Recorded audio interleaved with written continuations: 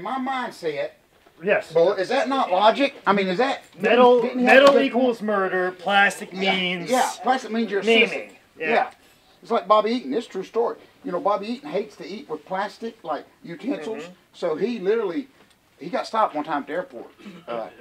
Michael, do you remember that? Yeah. Because he always. You mean the time he got lost at the airport, or the time he got stopped at the airport? Okay, before. Because he actually carries a fork in his bag to eat because he don't like plastic.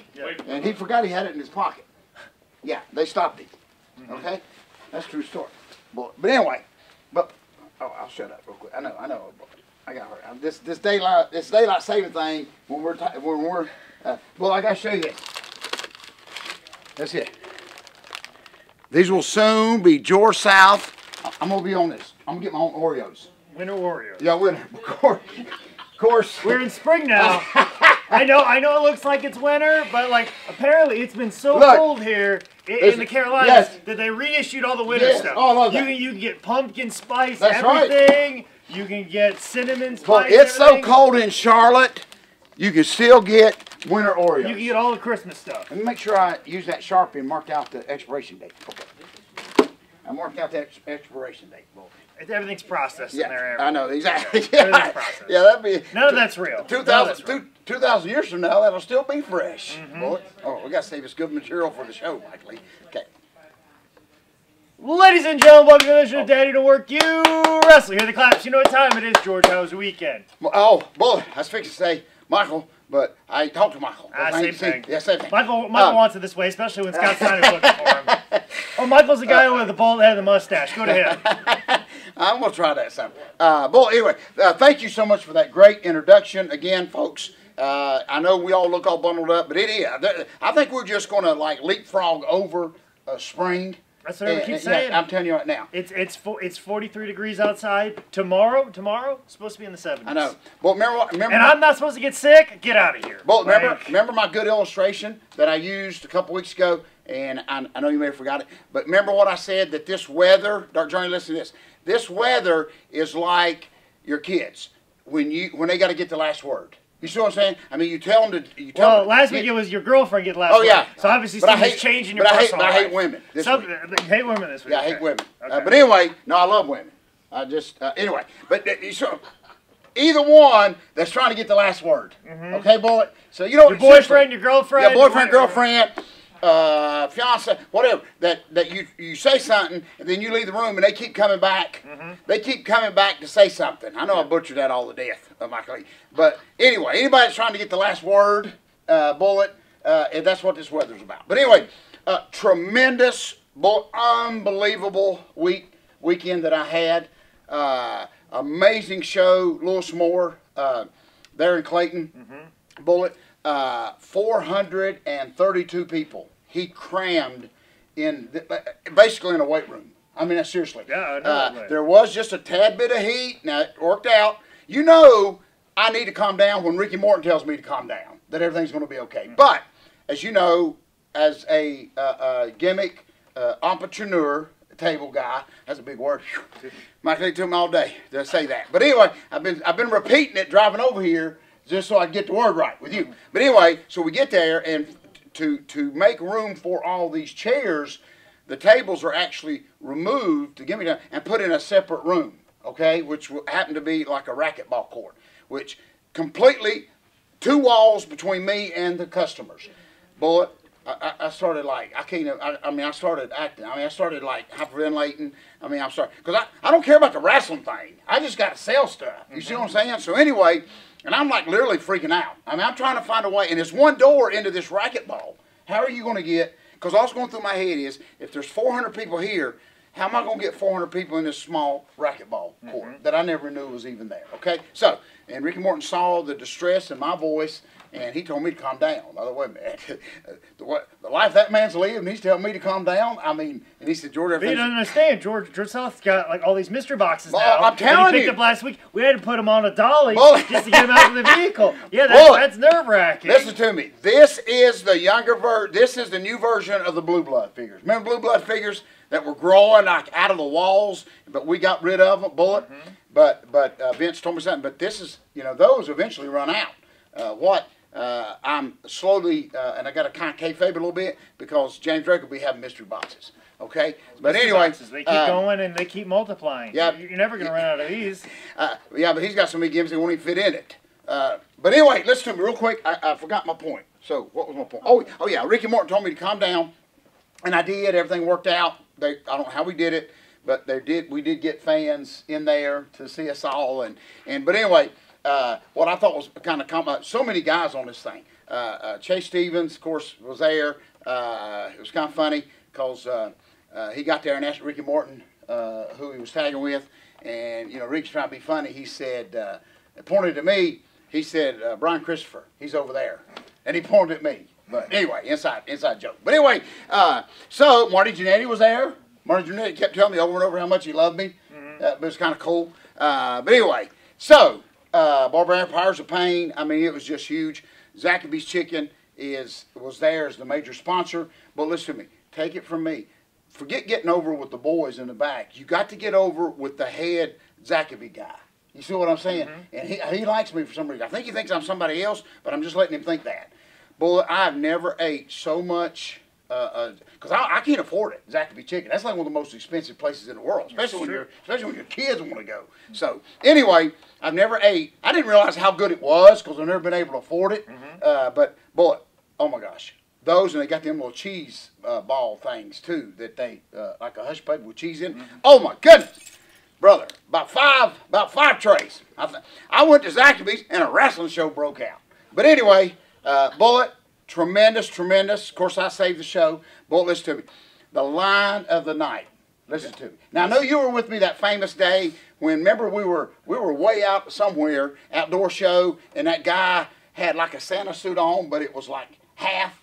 Remember, and he was like in regular clothes, but this part was Santa, and I made that smart aleck joke about he ran out of money before he could get the suit made. But anyway, there was this guy there. He had no teeth. He had long mullet, drunk, your basic wrestling fan. Surprise. And a leather coat. So anyway, before I could say a word, I don't know why this came to my head, but I called him Steve Perry. Mike Lee, I called brother Steve Perry, okay? And I'm trying to find him to take him on the road with me because it worked, Bullet. Oh my gosh! Forget wrestling. Forget yelling at toe fans to is far more toe. effective. Listen, but what got it is because he was burnt. When I called him Steve Perry, Mike Lee, he thought it was like the greatest compliment in the world. So brother did this, and then started like air guitar in it, which, oh my gosh, how stupid! And then all of a sudden his bones break because he's got a weird bone cancer. But listen, this is what doing it. This was the greatest. But then I grabbed the mic because he thought I was putting him over. Then I said, no, you're the reason Journey broke up. And then everybody started like booing him. And then I think he like went out back and like killed himself or something, okay? Because I blamed him on the breakup. So you're telling me he stopped believing? Oh yeah, he stopped believing. Oh, that's good, Bullet. Oh, we got to save that. All I know is brother was doing the air guitar, and then when I said it, he was the reason Journey broke up. Guitar come unplugged. I mean, like the speaker fell over. I mean, the day the music died. Was right there. The day the Journey went its separate ways. Oh, Bullet, Mike Lee. But anyway, so there'll be no loving, touching, or squeezing that'll fix that problem.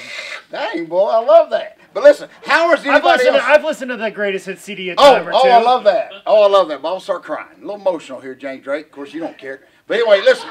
But listen. So how does anybody follow that?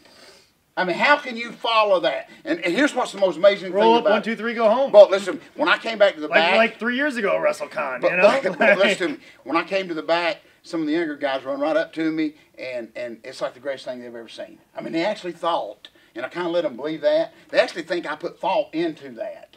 You see what I'm saying? Like I've got a book. It's okay, tonight I'm going to call this guy Steve Perry. Tomorrow night I'll call him Ted Nugent. And I planted him. That's what they're kind of thinking. And but anyway, just an amazing night. But boy, listen, here's what I'm getting at. I got to shut up real quick. I did clap, didn't I? No. Okay. At the beginning. Boy, listen to me. I left. Is this not wild? I think Lord's come back. Listen, I left Raleigh with it raining. When I got to Greensboro, well, I thought it was a work because I started seeing these caution. I mean, the highway signs telling you to slow down. That bridge and ice could possibly form. And I mean, I'm getting closer to Charlotte. I'm not like going like towards Canada or nothing. But listen to me. By the time I got, I'm not lying, folks. The time I got to like Thomasville, you had to slow down to like 10 miles an hour on Interstate 85. It was snowing. I've never seen nothing like that before in my life. Bullet. We were in Gibsonville, and at Queens of Combat, we walked out, and all the cars were covered in snow. And it was snowing all the way to basically Salisbury. It's nuts. And, of course, I'm talking to my twins on the way who's here in Charlotte where it hadn't hit yet. And, of course, I'm telling them that I'm 30 minutes away, but I got to drive slow because it's like in a blizzard. And, of course, they think I'm completely nuts. But that literally happened. Yeah. And then, of course, the next day you get up, and there's nothing around. So, anyway, all that going on. Thank you. Yeah, how many people have been locked up in North Carolina? Like, it's snowing outside. Like, it's North Carolina. That doesn't happen. We're going to put you in the mental ward. Like, how many people have been locked up? And they're like, oh, there's proof of it. Oh, like, boy, but listen, you would have been proud of me. Listen, okay? So, I was done. I done sold my boxes. George is ready to leave. But later on next month, I'm going to wrestle Shane Douglas. Okay? I'm going to wrestle Shane Douglas. Okay? Oh, man, listen to me. This is going to be great. I think we're going to get one more run, I think. But here's what's so cool.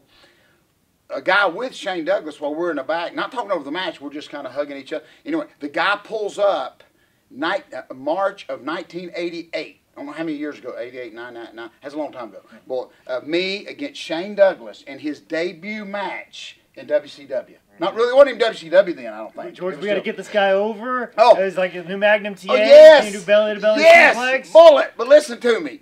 And what a special moment for me. First time, I hadn't seen it in years. The guy pulled it right up on his phone. And there we were. And I'll never forget it. They told me that. Remember, they only gave me like a minute. Remember that? We need you to get this kid over. That's exactly right. Oh, by the way, you only got a minute to do it. But Bullet, listen to me. Kind of special for me and Shane Douglas both to watch this. And you know what? He thanked me right then. I try to be tough, but he thanked me. He said, I just want to thank you for this match. He said, I know I thanked you then, but it's been 42 years later, but I just want to thank. And it's just a little bit of respect thing right there. Seriously. But anyway, so the big angle, the whole show's over. Shane Douglas just defeated C.W. Anderson. Shane Douglas has got the NCAA. WA. No, the NCAA title. NCAA title. Yeah, exactly. If he beats Loyola and he gets past Kansas, exactly. Then he'll for sure be the NCAA champion. He put Carolina out earlier, but anyway, so they just announced the winner of the match, and here comes Big. Oh, I got a little goosebumpy here. Okay, he had the belt, the title. Okay, here comes Big Mouth George South. Hold on a minute here, Shane Douglas. I know these people are ready to leave because they're probably burnt out from wrestling, because I know I am. But Shane Douglas, what are you going to get ready to do? Listen, boy, this is very.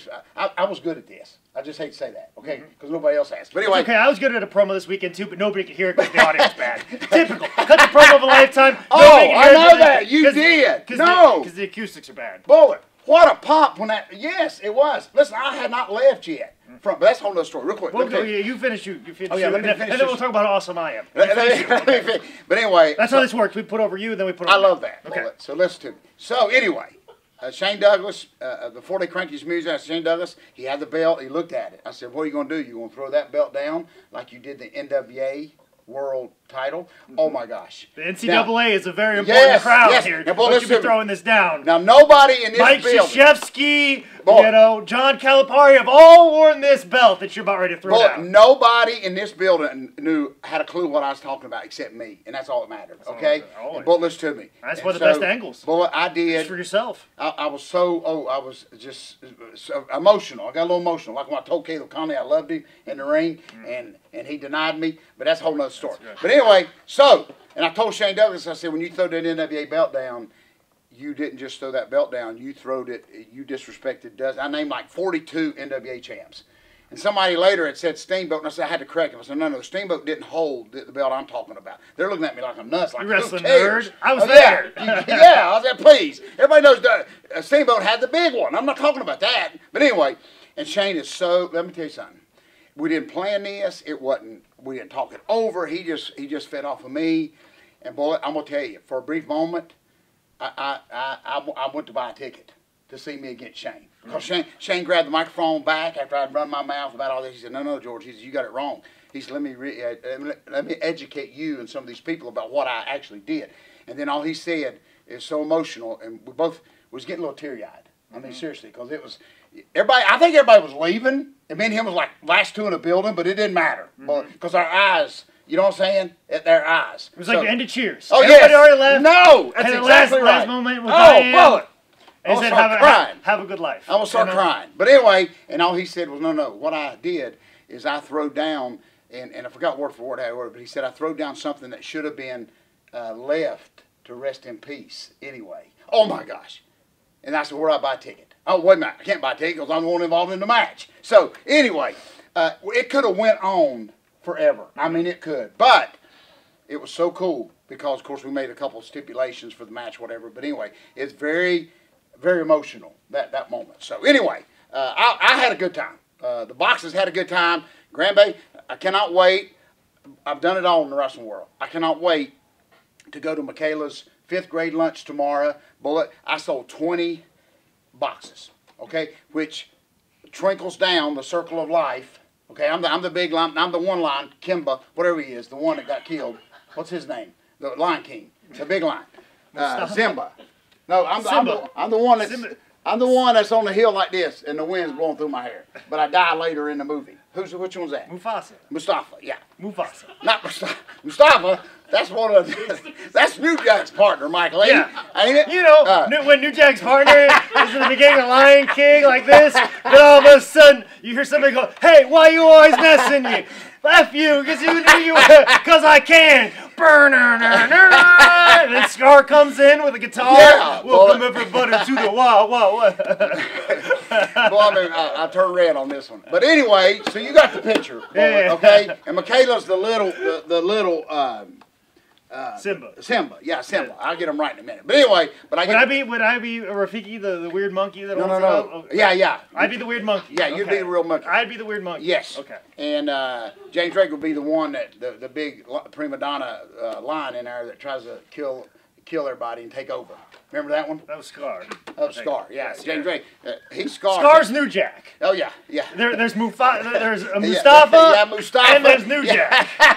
That's what they should do for the Lion King on Broadway. They should just recast the gangsters in the Lion King. You got Mustafa and New Jack, and New Jack is Scar. But anyway, it's a special moment because to walk in the 5th grade lunch with a little bit of money in your pocket, and I get to walk up to that mean, aggravating lunch lady that has no life and is miserable to those little kids, especially when they ain't got enough money to buy a cookie. I'm gonna buy every cookie, even the kids that are not allowed to eat chocolate. I'm going in with unlimited. All the kids that are allergic to nuts. They're gonna get them all. I want extra almonds. Listen to me. Extra almonds. Well, I'm gonna be the Ric Flair of the 5th grade when I walk in and just I'm gonna lay the lunch card on the table. I mean, on the counter. And tell them, if you guys want to make any money, you're going to stay open an extra hour.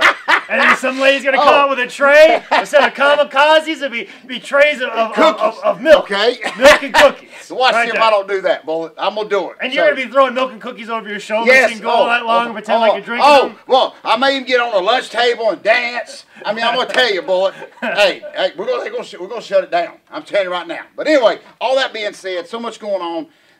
Great match in PWX, Bullet. As I was getting in almost out that door, great reaction from, because I think y'all were 3rd, if I'm not right. Yeah, we were just after 3rd, right after Tessa. So I watched Tessa. I was packing up real quick to leave, and then huge response on the finish on that, Bullet. And then you're exactly right. As you went to do the interview, I didn't get to hear it. Yeah, nobody got to hear it. Everybody's like real intense, though. I couldn't hear a damn word. Like, okay. I only cut the promo of my life and nobody heard it because it was too echoey. So. Hey, boy. That's typical me. Hey, that's why nobody knows who I am. That's how I can go by, nobody asks or care or wants to book me, nobody knows I exist. And can hear anything I can do. And I don't know if I should tell you this, but, boy, I talked to your people that doing the film on you, okay, and they interviewed me a little bit. I think I heard brother tried to put the mic on me down here. I said, brother, I can't do that because of contract obligations. He said, I understand. So anyway, so they just interviewed me right here. Okay. Oh boy. Oh, but I did. Listen, they won't talk about Bullet the wrestler. There's just so much more to the man. That's all I'm saying because I've seen it all aspects of what you're able to do. So anyway, they'll probably cut it out. You know, like 2020 did me. Not 2020, but 50-50. What is it? 30-30? Whatever I talked on. Yeah, the 30-30. Yeah, one of them. I'll run out of money in a minute, okay? Well, you know where you went to Hotspots Training Center? So, but anyway, Bullet, anything real quick? I know you got a lot going on. I saw the little screenshot from the organic. All organic. Yes, that was real good. Yes. Nothing this week. Actually, I did a show last night. Had to stop the whole show because I was talking about Ric Flair on stage, and then somebody said, "Hey, did you know that he hooked up with Halle Berry?" And I had to stop everything. We had to stop my comedy set and Google that and figure out what that was all about. Like, I'm in the middle of comedy set, we stop everything to look up and see if Halle Berry and Ric Flair had relations. And turns out she was asked that question. She goes, I've never met that man before in my life. Oh, wow. So I was like, okay, all right. I know. I can go about my life now because I got very depressed for Halle Berry. She's ran to the ringer. I ran to the ringer here, okay? No, I was getting ready to say... She was in that Catwoman movie that didn't do well, and she was the worst, like, sidekick that James Bond's ever had. But now I'm telling you, I mean... the one, and I don't know if it's her comeback movie, but Bullet, the one where somebody kidnaps her kid, oh, man, this is straight edge, ECW-ish Halle Berry. I mean, somebody kidnapped, but I do blame her because she was on her phone in the park, parents, okay? But she did make things right after they kidnapped her kid. But Halle Berry, if you hadn't been on your phone in the park, it may not have happened. But I ain't gonna tell her that. She'll beat the crap out of him. But anyway, but oh man, she makes a come. I mean, she. The law ain't gonna makes a big babyface comeback. She turned Charles Bronson. Oh yeah, very much. Oh, maybe more so than Bruce Willis in. I know. I can't wait. Wish. Oh no, I heard that's coming. Boy, I can't wait to see that. But anyway, Idiot of the Week. Let's do that. Well, listen, there's so many that I want to throw in here, and people say, well, sometimes you throw the same whatever. You may throw. Well, the Dallas Cowboys got to get their stuff together, right? Now. What the heck? The Cowboys, you don't keep it put in here. Keeping up with them during the off season. I said, of course not, because it's all going to change before they kick off anyway. Or, of course, because they haven't done anything. Well, I shut this, and this. Thank you for bringing that up. Well, I did shut this. Cowboy fan up today because he was really dogging on Jerry Jones and all this. And I know Jerry Jones is a psychopath, but anyway, I said, yeah, what do you want? You want the flip side of that? You want the owner like the Browns who don't even care? I mean, they're still playing on dirt that they played. He just started caring. He just started caring like this week. Yeah, exactly. So anyway, shut the guy up. But anyway, Idiot of the Week. So many things I want to throw at you, Bullet. Real quick, there's going to be a combination of idiots. Of course, you've heard this story before, and it reminded me of it today when I ran in. Two things at the post office today. I don't want to get back on the post office because I really don't like those people. But of course, they were, go in 8x10. How much can it cost to send an 8x10? We've talked about this. They reminded me today that it's it was $1.15 to mail my 8x10 autograph to a special person, okay? Personalize it, everything else. Person of interest? Yes, person of interest, very good. But it's $3 more to get, I told you this, it's $3 more. They reminded me just 10 minutes ago. It's $3 more to get the stamp on it. The do not bend stamp. And of course, someone has already asked me, well, what if you wrote it on it with a marker? It doesn't matter. If I write it on with a Sharpie in my car, it's still $3, $3 extra. So it went to $4.15. So anyway, I didn't do it. I think that's the biggest work, and I'm stopping the line just to get them to talk about why am I paying this. And of course, the bottom line is the mailman don't want to get out of his truck.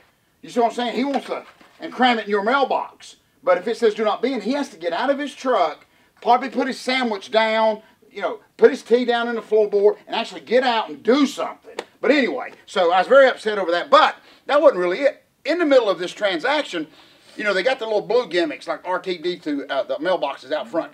Well, a guy actually comes in and says, excuse me. He said, I know you are busy. He said, I just want to let you know that I tried to put my letter in the mailbox out there, and there's so much mail in it that I actually can't get my letter in. I mean, he tells the guy that right there in front of us. And I've even noticed that before. But anyway, and the guy actually says, I mean, nobody goes out there to or they're just like, no. Or they just look at you and discuss like, yeah, we'll deal with it, don't worry. No, boy. What should I do with this letter then? Listen, he put the heat back on us. I don't know. Listen, he put the heat back on us, the customers. He said, people put packages in there and they shouldn't. I'm like, wait a minute. You can't put the heat back on us when people... I'm sorry. Business has just been doing so well. Sorry. Boy, nobody, and I tried to catch that guy because I wanted to say, you need to go get your mail out of that place. I mean, if you could do it. I only put mine. Let's make a run on the post office. Listen, I'm going to tell you. Make a run on a bank. But listen to me. It's something to think about because this ain't, anyway, I'm putting him in there in any bank. But, I had my bank lady that I've had relations with since I started working for Crockett. Not those kind of relations, just relationship. Okay. Anyway, you know, they've shared with me that people are coming in there having trouble with their accounts of people that have been convicted of getting the mail out. You know what I'm saying? When it's that full, and then running up bills and stuff. You don't think about it. I mean, you drop it in there. And you drive off. And you assume that people who you entrusted. That's exactly right. A government agency. Now, and you wonder why people have distrust. Well, they may have ran out there, but I was there for like 20 minutes arguing with this guy, and nobody went out there. But anyway, so I'm just taking my chances. So the person that gets this picture, I mean, it's a 50-50 chance it's going to be Ben or not. Okay. Clint Eastwood is always making movies on how the government systems are holding a man back who's trying to get something done. Why don't you make one on the post office, Clint Eastwood? Well, I'm going to tell you, nobody moved. I'm just saying. That's all I'm saying. Allegedly, nobody moved. But anyway, that ain't even who's going to Indy back. But listen to me. This week, of course, me and Zane Dawson, my good friend, you know, member of the Expendable, we won the NCAA tag team titles. Okay, we beat Louisville and Syracuse. Okay, and so we got the belts. Okay, we got the belts, and we took a picture. I'm very excited. Very special moment. You know, and everybody. And Zane didn't ask for people to give us a nickname. He said, "I told you we're going to win the belts." And we did, I guess, and he's talking to me, not stupid internet, Facebook people. He said, I guess we're going to have to come up with a name for this team. And he's telling me that. He's not asking the stupid people on the internet for it. So then 100,000 people start giving names. You see what I'm saying? Like mean and meaner and stupid like that. Well, there's just one guy. And my only regret is that I blocked him and threatened him. Threatened to block him, allegedly. Okay, Bullet. That's pretty good. Those alleged. Yeah, allegedly threatened to block him before I could remember his name. But his first thing was, I mean, just shut up. But anyway, he said old and mean. That's our new tag team. And listen to me. And so clever. Bull, I'm not. Are you kidding me? That's why I'm trying. That's why. Bull, thank you. That's why he's going to Indy back. Listen, I don't expect everybody to like me. Oh, believe it or not, well, a lot of people don't. But if you can't come up with nothing better than old, you see what I'm saying? Now, in his well, they ain't in his defense. He may have been calling Zane old, but anyway. But listen to me. So I'm gonna throw this gentleman. I don't know how to get back on Facebook and unblock. So I ain't gonna unblock him. But to even see what his name was, because once you block, you go out into the black space and you're gone, dark space. But anyway. I've never understood that, and I've said this. I know we got to shut up. You're gonna say something. Have it be cool. Oh, Bullet. Or just shut your mouth. Bullet, listen to me. Here is have it mean something, as opposed to saying something that there are 20 people that are already seeing that. There are so many times when I want to comment things online, I go, no. I know. Everybody else sees it. Why do I want to be? Yeah, exactly. And everybody already sees this. Everybody knows, yeah, sure, old and mean. Everybody's thinking that. Yeah. Why, if I'm going to type something, it's going to be something clever that nobody else is going to say. I know that. Exactly. Why do you want to say what everybody's got on the mind? Here's my point, and I'm going to shut up, boy. Here's my point, and I know we got to go. But listen to me, boy. I'm so, it ain't because I don't feel old. Believe me, if I was old, you'd be the first one to tell me, okay? But anyway, Bullet, and I hate everybody, young and old, basically. But anyway, my point is, Bullet, I guess the wrestling idiots think that's how they get to a wrestler that's been doing it for a long time. That's how I can really bust his bubble, is calling him old. Do you see what I'm saying? And I even hate that word because listen, there's more, probably too much at times. More material. I got more in me than a lot of 18-year-olds. Does that make sense, Bullet? I thank the good Lord, I'm healthy. My blood pressure's a little bit high, Bullet. You see what I'm saying? I'm not on welfare, nothing but on welfare. I've never asked for that. You see what I'm saying? So remember I told you, the reason I'm throwing this idiot in the idiot bag, Bullet, is because, and I don't want respect. Please, Marty Jannetty respects me. What do I expect this guy to do? Do you understand what I'm saying, Bullet? Okay. All right, you see what I'm saying?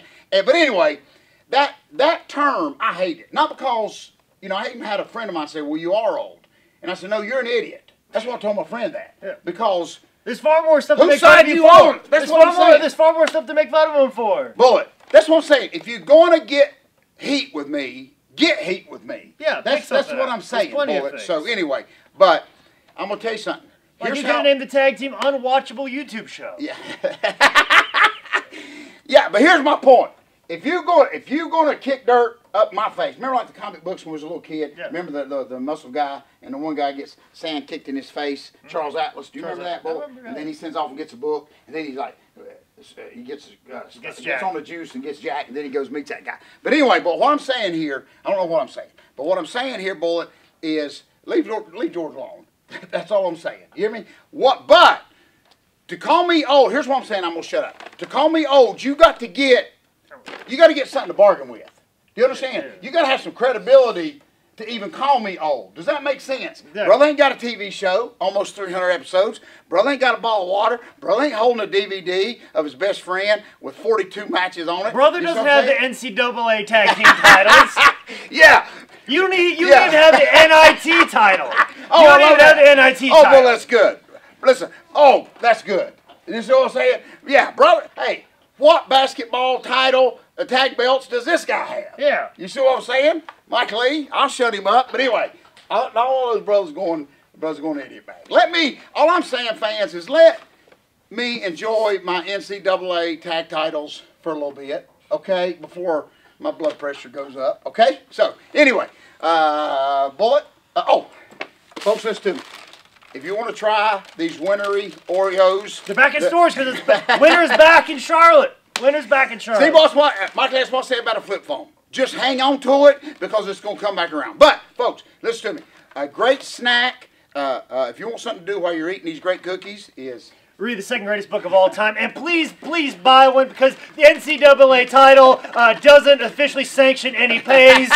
So it's all you can't get paid because you're part of the NCAA. So you basically the NCAA got all the money for you in the tag belts. So please, any dollar you could give to buying the second greatest book of all time, which is available at highspots.com. And also, if you want to know what I'm doing this weekend, especially since you and I will both be at AML this weekend, that's not a secret. So make sure you follow me on Twitter at ManScoutManning or on Instagram at ManScoutManning. This has been another edition of Dad, You Don't Work, You Wrestle.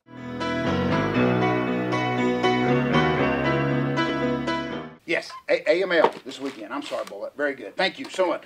Yeah, hey, we tied all this in. I'm going to throw, now that I ain't getting paid, I'm going to throw the NCAA belt down. Yeah, exactly. Just like Shane Douglas did, Mike Lee. Yeah. I'm going to throw both of them down. What the heck? Meanwhile, Lewis Moore's making $100 million. Lewis Moore's making $100 million off his shoe contract. Lewis Moore's going to the bank. Oh, now I know why they gave me the tag belts. Because you can't get paid in NCAA, Bullet.